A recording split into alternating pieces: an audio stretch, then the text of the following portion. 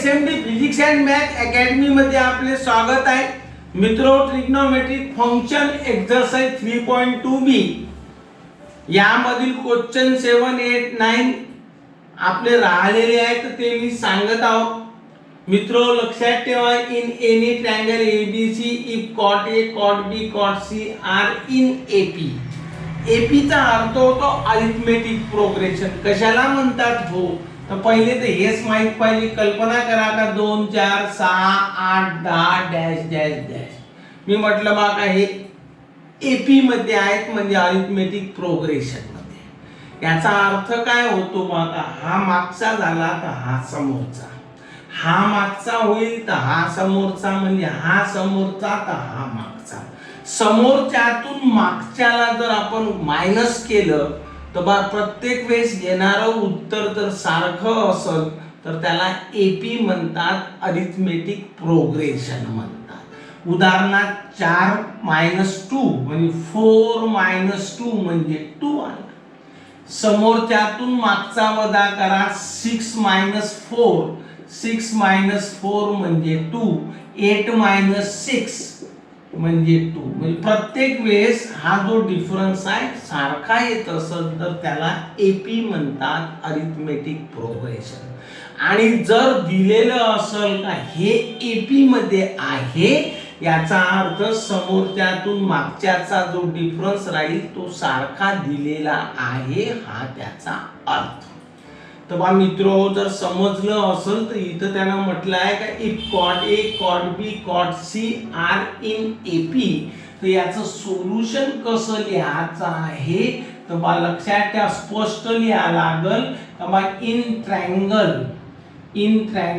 ABC comma cot A, cot B and cot C are in AP आपल्याला दिलेला आहे. याचा अर्थ समोरच्यातून मागचा मायनस करा आहे ना, त्याचा डिफरन्स.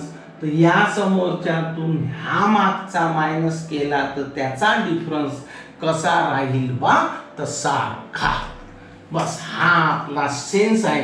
एवढा आपल्याला समजलं तर बढिया होऊन जाते.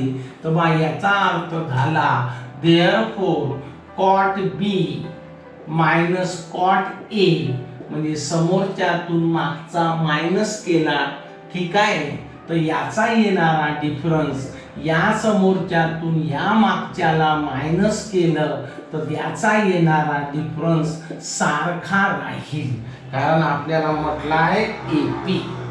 बोला आता एवढं जर झालं असेल तर मित्रो, इथं B आहे, इथं B आहे, म्हणजे जे व्हेरिएबल सारखे आहे त्याला एकीकडे घ्या. तर कसं मांडता येते बा, तर कॉट B प्लस हा मायनस आहे इकडं आला तर plus cot B equal to हा मायनस आहे तिकडं गेला तर प्लस होईल, म्हणजे cot C plus cot A. Cot B ने कॉट B 1 आणि 1 2 म्हणजे 2 cot B is equal to cot C plus cot A. मग आता आपण शिकलो बा, काय शिकलो का AP म्हणजे काय, का मधल्याची दुप्पट बरोबर पहिला आणि तिसऱ्याची बेरीज, तेव्हा त्याला म्हणतात AP. मग आता एवढं जर झालं असेल तर मित्र हो, इथूनच आपल्याला हे A square B square C square are also in AP.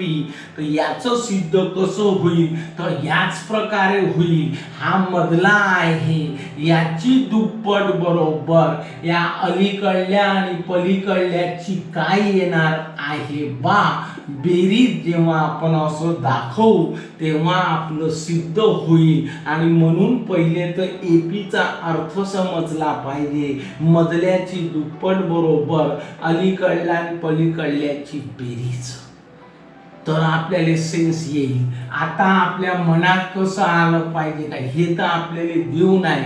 विचार करा का बा हा कॉट आहे.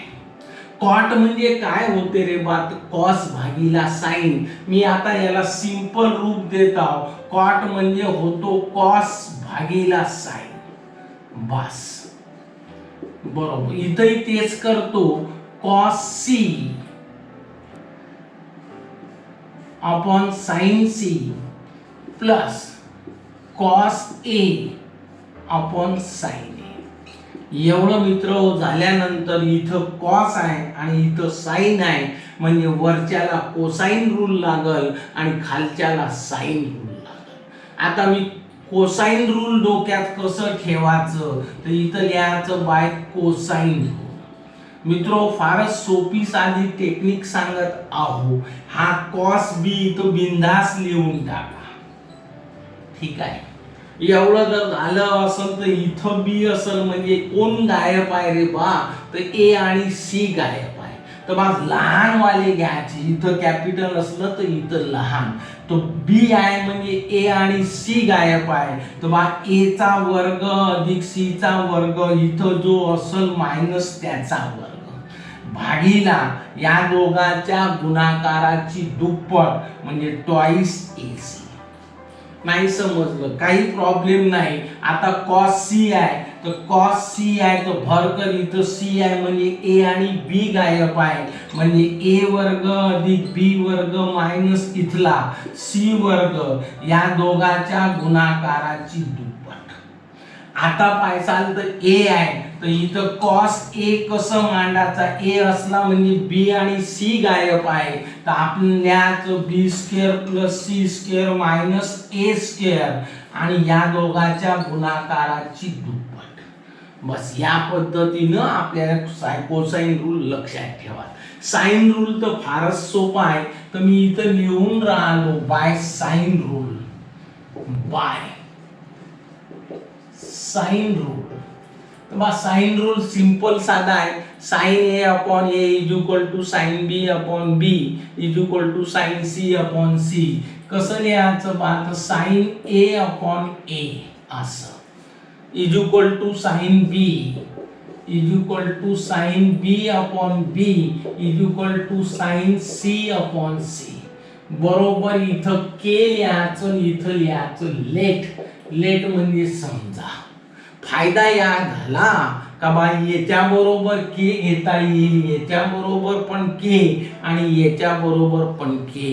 तर म्हणून इथं लिहायचं therefore sine A upon A is equal to K, sine B upon B is equal to K आणि इथं लिहायचं sine C upon C is equal to K. आता काय करायचं, तर हा इकडं हाकलाचा, हा इकडं हाकलाचा, हा इकडं हाकलाचा. तर कसं मांडता येते, साइन ए बरोबर ए के, साइन बी बरोबर बी के आणि साइन सी बरोबर सी के. एवढ्या किमत्या तयार झाल्या मित्र हो, तर या समीकरणाला नंबर 1 द्यायचा आणि याच्या खाली लिहायचं पुटिंग इन इक्वेशन 1. इथं लिहायचं पुटिंग इन इक्वेशन 1. काहीच नाही, हा 2 जशानं तसा या कॉस बी ची किंमत आली बरोबर मन लावून आहे का, ए square C square minus B square upon twice ए सी. एक टर्म झाली अपॉन, तर या अपॉन साइन बी आहे तर साइन बी ची किंमत तयार केली आपण बी के, तर इथं भराचं बी के. ठीक आहे, इथं इक्वल टू चं चिन्ह आहे तर इथं इक्वल टू. आता कॉस सी, तर कॉस सी ची व्हॅल्यू आहे A square plus B square minus C square upon twice A B upon sine C आहे तर साइन सी ची व्हॅल्यू आहे सी के, तर इथं भराचं सी के. बरोबर. तिसरं पद आहे इथं लक्षात ठेवा प्लस आहे तर इथं प्लस घ्या. कॉस ए, तर कॉस ए ची व्हॅल्यू आहे B square plus C square minus A square, तर इथं लिहायचं B square plus C square minus A square upon twice B C upon. ठीक आहे, काय आहे बात साइन ए, तर साइन ए ची व्हॅल्यू आहे ए के, तर इथं लिहायचं ए के. बोला आहे ना. आता काय करायचं, या बी केली इथं लिहून टाक. काय बात लक्षात ठेवा, भागीला उलट गुणीला म्हणतात. याच्याही पेक्षा सोपं काय आहे बात, 1 2 3 असं मोजाचं. हा तिसऱ्या नंबरवर आहे तर तिसरा उठतो आणि दुसऱ्याच्या बाजूला बसतो. 1 2 3 असं मोजाचं, तिसऱ्याला उचलाचं आणि दुसऱ्याच्या बाजूला बसवाच, कधीही चुकणार नाही. तर बात 2 हा a square plus c square minus b square upon है ना, हा 2ac न हा b की. मित्रो ह्या दोन तर कटून गेला बरोबर. आता ह्या उचलाचा आणि दुसऱ्याच्या बाजूला बसवा, तर बा 2ab ck बरोबर b square plus c square minus a square 2bc हा उचलाचा आणि याच्या बाजूले बसवाचा 1. मधामधात लक्षात ठेवा इथं काय आहे बा, तर प्लसचं चिन्ह आहे. मग आता एवढं जर झालं असेल तर मित्र सिंपल साधा आहे का बा, इथं पाहिजे टॉइस abck, इथंही पाहिजे टॉइस abck. अर्थबोध या झाला का डिनॉमिनेटर कसा आहे बात सारखा आहे. तर कसं मान, डिनॉमिनेटर जर सारखा असलं तर न्यूमरेटरची बेरीज होते, म्हणजे a square plus c square minus b square upon a हा b c आणि k बरोबर a square plus b square minus c square plus b square plus c square minus a square बरोबर पायसाल तर हा twice a b c k. इथेही पाहून घ्या twice a b c k. सांगायचं तात्पर्य डिनॉमिनेटर सारखा असला तर न्यूमरेटरची बेरीज होती. फायदा काय झाला, a b c आणि k, a b c आणि k कटला. आता उरलं काय बा, तर इथं a वर्ग कटला. बोला ह्या c वर्ग कटला. आता काय राहिला बा, तर b वर्ग अधिक b वर्ग म्हणजे 1 आणि 1 राहिले 2. तर इथं काय काय राहिलं, तर a वर्ग अधिक c वर्ग मायनस b वर्ग बरोबर हा b वर्ग आणि b वर्ग म्हणजे 2b वर्ग. बोला मग आता एवढं जर झालं असेल तर मला लक्षात ठेवा काहीच अडचण नाही राहिली. आणि डिनॉमिनेटर मध्ये इथं 2 दिसते, हा 2 इथं लिहा. हा 2 न हा 2 कटला, हा मायनस आहे तिकडं गेला तर प्लस. तर मी इथं लिहून राहिलो, थोडस लक्ष द्या. a square plus c square, a square plus c square is equal to, फक्त हा मायनस आहे तिकडं गेला तर प्लस होईल म्हणजे b square plus b square.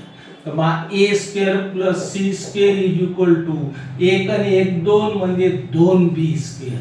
तर मित्रो मी सुरुवातीला सांगितलं का बा आहे ना, मधल्याची दुप्पट बरोबर अलीकडल्या आणि पलीकडल्याची जर बेरीज आली तर त्याचा अर्थ होतो का ते टर्मला काय म्हणतात, आर इन एपी. तर याच्यावरून काय निष्कर्ष निघते, therefore a square b square and c square are in AP.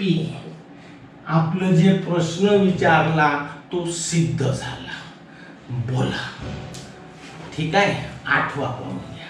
पहा मग मित्रो, हा जो क्वेश्चन 8 आहे फारच महत्वाचा आहे आणि सोपा आहे. काय प्रश्न आहे मग, in triangle ABC a cos a is equal to b cos b, then prove that triangle is right angle or an isosceles triangle. Simple साधा आहे मात्र फारच महत्वाचा प्रश्न आहे. पहा याचं सोल्युशन इथं लिहायचं आहे. इन ट्रायंगल ABC काय लिहिणार आहे बात, a cos a is equal to b cos b असं. आता आपल्या मनात आलं पाहिजे का, जर cos देऊ नये तर 100% याले कोसाइन रूल लागेल. तर स्पष्ट लिहायचं बाय कोसाइन रूल. कसं लिहिणार आहे रे बाता, हा ए जशानं तसा मनात आणायचं काय, इथं ए आहे म्हणजे बी आणि सी गायब आहे, तर भरकन इथं लिहायचं B square plus C square minus इथं जो असेल त्याचा लहान घ्या भागीला या दोघांच्या गुणाकाराची दुप्पट, झालं तयार. बरोबर, हा बी जशाना तसा इथं बी आहे याचा अर्थ ए आणि सी गायब आहे, तर इथं कसं लिहायचं बा, तर A square plus C square जे गायब आहे त्याच्या वर्गाची बेरीज मायनस इथं जो असेल त्याचा वर्ग अपॉन या दोघांच्या गुणाकाराची दुप्पट. तर बा मित्रो आपण काय केलं, तर बा साधं सिंपल आहे, कोसाइन रूल लावला. आता लक्षात घ्या, मधात चिन्ह जर बरोबरचं असलं तर हा दोन कटला, हा सी न हा सी कटला. इथं डिनॉमिनेटर मध्ये बी आहे, तर या बी ले जर इकडं हाकललं तर बी गुणिला बी म्हणजे बी चा वर्ग, या ए ले जर इकडं हाकललं तर ए गुणिला ए म्हणजे ए चा वर्ग. सिंपल साधा आहे. हा इकडं जाईल तर हा इकडं येईल, हा इकडं आला तर ए गुणिला ए म्हणजे ए चा वर्ग. ठीक आहे, हा जशानं तसा B square plus C square minus A square, हा बी इकडं हाकला तर बी गुणिला बी म्हणजे बी चा वर्ग, तर A square plus C square minus B square हे वाली टर्म जशानं तसं. आता काय करणार आहे, तर या ए वर्गानं सर्वाले गुणा, या बी वर्गानं सर्वाले गुणा, तर बा यानं जर गुणलं तर A square B square plus या ए स्क्वेअर ने याले गुणलं तर A square C square minus A square ने ए स्क्वेअर ले गुणलं तर बे दोन्ही 4 ए टू दी पॉवर 4. बरोबर, आता या बी स्क्वेअर ने या तिघाले गुणा, बी स्क्वेअर ने याले गुणलं तर A square B square plus B square न सी स्क्वेअर ले गुणलं तर B square C square minus B square into बी स्क्वेअर म्हणजे बी टू दी पॉवर 4. बोला, सिंपल साधा आहे. सर्वांचं इकडं करायचं पक्षांतर, मग पक्षांतर केलं तर बा A square B square plus A square C square minus A to the power 4, हा प्लस आहे इकडं आला तर मायनस, हाही प्लस आहे इकडं आला तर minus, B square C square ना हा मायनस आहे इकडं आला तर प्लस, इकडं काहीच नाही राहिलं म्हणजे 0. बोला, आता याने व्यवस्थित मांडा. पहिले तर A square B square minus A square B square हे वाली टर्म कटली. मग आता एवढं जर झालं असेल तर मित्र इथं पण पॉवर किती आहे बा, तर 4 आहे. तर पहिले त्याचे टर्म घ्यायचे, तर पहिले पॉझिटिव्ह नंतर निगेटिव्ह. इथं लिहायचं B to the power 4 minus हा झाला minus A to the power 4 असं प्लस. एवढं जर झालं असेल तर काहीच टेन्शन घ्यायचं काम नाही आहे. हे वाले 2 टर्म राहिल्या तेवढ्याच फक्त लिहायचे आहे. तर मला लक्षात ठेवायचं minus B square C square plus A square C square is equal to 0. आता याले मी कसं मांडतो, आता हा 4 आहे, काहीच नाही बी स्क्वेअर न याचा स्क्वेअर, हा 4 कसा मांडतो बा, तर ए स्क्वेअर न याचा स्क्वेअर. मित्रो या टर्म मधून हा सी स्क्वेअर कॉमन निघतो. हा समोरची टर्म आहे, ही मागची टर्म आहे. हा मायनस एक कॉमन काढायचा, समोरच्यातून मायनस काढला तर मागचा प्लस असला तर मायनस होते.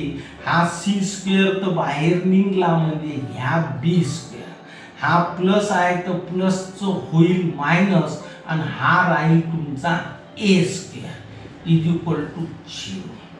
असं मांडण्याचं कारण तर इथं पाहिसाल तर B square minus A square, इथंही पाहिसाल तर B square minus A square.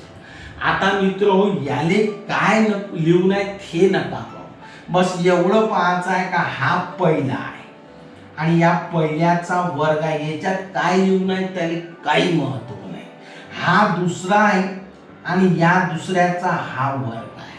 तर मग आपण 10व्या वर्गात शिकलो पहिल्याचा स्क्वेअर मायनस दुसऱ्याचा स्क्वेअर असला तर एका ब्रॅकेटमध्ये या दोघांची बेरीज, दुसऱ्या ब्रॅकेटमध्ये याच दोघांची वजाबाकी म्हणजे सबट्रॅक्शन. तर बाप लक्षात ठेवा काय लिहू नये हे पासाल तर लवकर उकलणार नाही. पहिल्याचा स्क्वेअर मायनस दुसऱ्याचा स्क्वेअर, तर बा एका ब्रॅकेटमध्ये दोघांची बेरीज ॲडिशन, तर दुसऱ्या ब्रॅकेटमध्ये दोघांची सबट्रॅक्शन मायनस ह्या सी स्क्वेअर आणि ह्या B square minus A square is equal to 0. आता मित्रो लक्षात घ्या B square minus A square इथं पण आहे, B square minus A square इथं पण आहे, म्हणजे हे टर्म काय होते कॉमन निघते. हे टर्म जर कॉमन काढली तर मग काय होईल पहा, तर B square minus A square common निघली, B square minus A square common.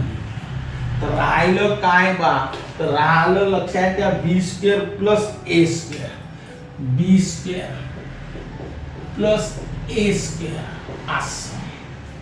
ठीक आहे, मायनस ह्या सी स्क्वेअर राहिला minus C square is equal to 0. बस आपण लहानपणापासून शिकलो का बा इथं मधात गुणाकार आहे, प्रॉडक्ट आहे. ए इंटू बी बरोबर 0 असला तर ए बरोबर 0 और बी बरोबर 0 असा आपण लिहितो.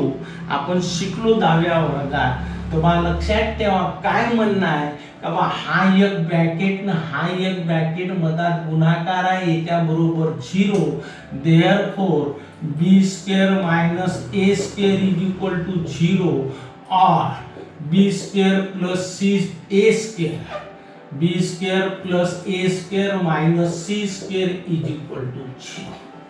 मग आता एवढं जर झालं असेल तर बा हा मायनस आहे, हा इकडे गेला तर B square is equal to A square और B square plus C A square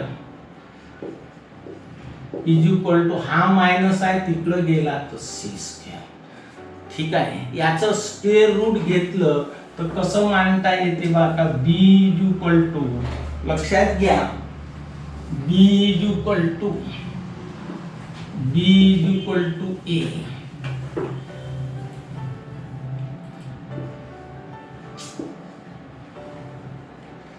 एक सेकंड,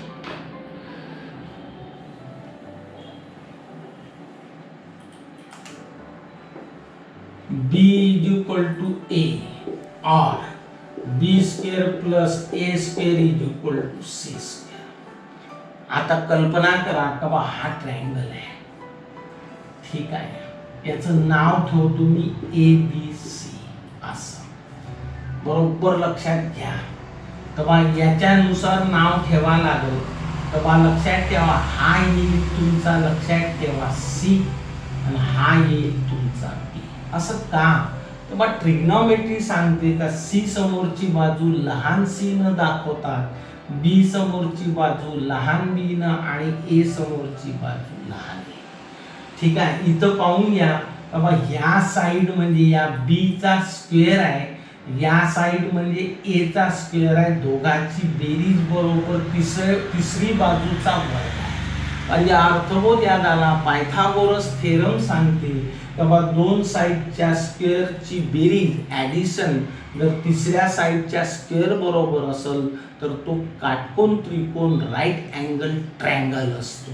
म्हणजे हे जे आपल्याला दाखवत आहे हे दाखवत आहे राईट अँगल ट्रायंगल.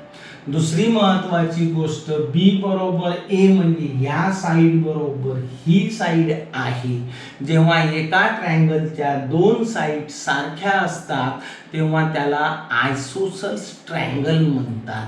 म्हणजे अर्थबोध या झाला असे निष्कर्ष काढता आले पाहिजे का बा याच्यावरून व्यक्त होतो आयसोसेल्स ट्रायंगल आणि याच्यावरून व्यक्त होतो की तो राईट अँगल ट्रायंगल आहे. तर शेवटी म्हणून आपल्याला उत्तर द्यावं लागल.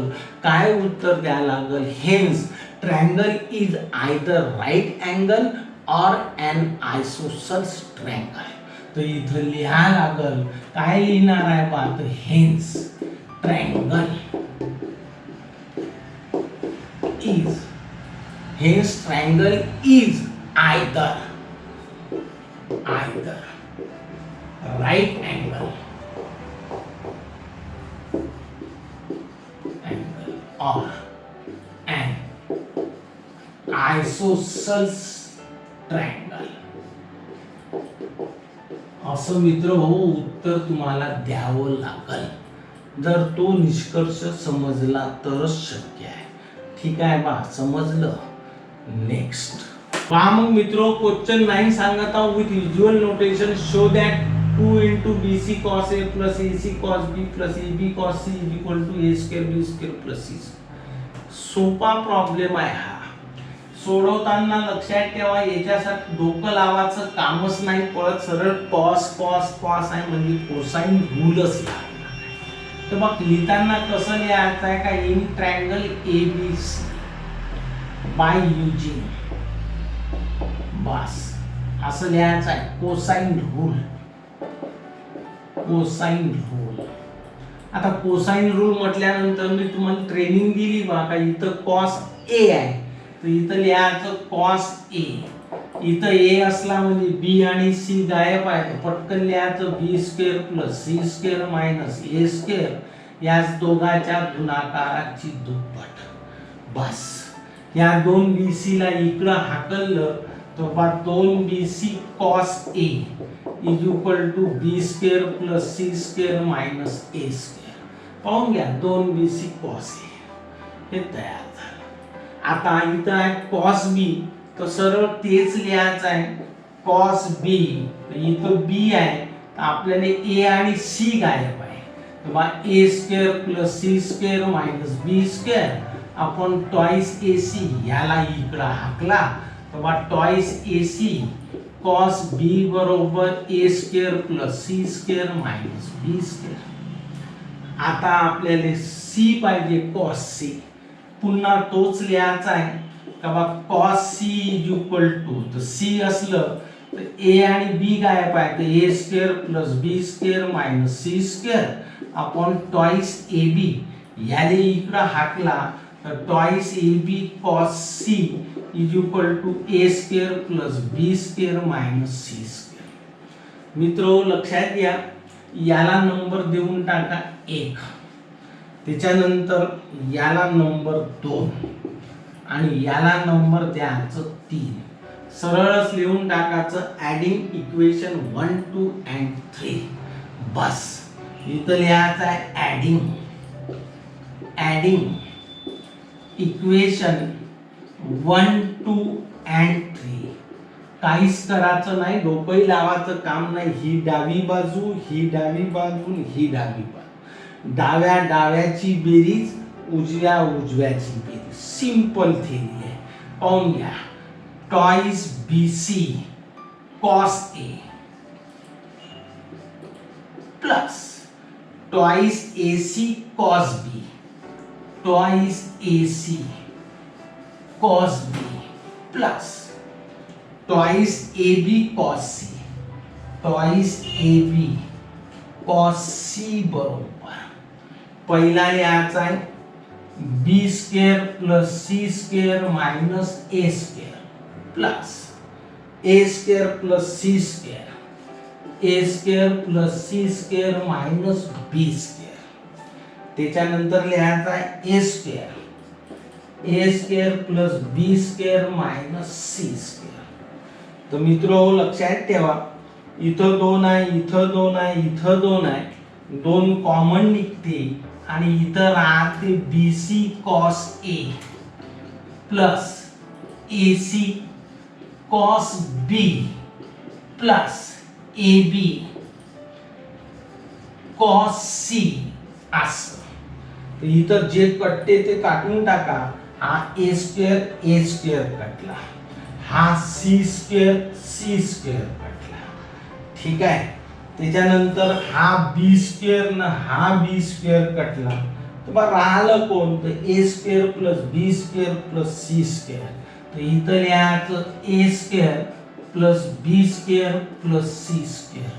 मला वाटते बा हेच आपल्याला सिद्ध करायचं होतं. इथं जागा नाही आहे तर तुम्ही आठवणीनं लिहायचं हेन्स प्रूफ.